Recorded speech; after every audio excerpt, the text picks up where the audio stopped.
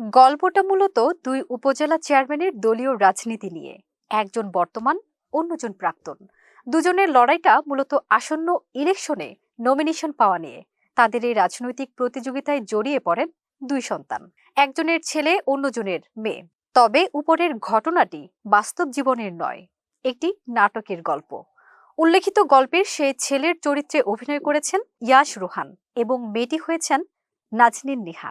নাটকটির নাম জনম জনমে। নাটকটি পরিচালনা করেছেন তৌফিকুল ইসলাম। অন্যান্য চরিত্রে অভিনয় করেছেন ফজলুর রহমান বাবু, লুৎফর রহমান জর্জ, শতাব্দী ওয়াদুদ, মিলি বাশার প্রমুখ।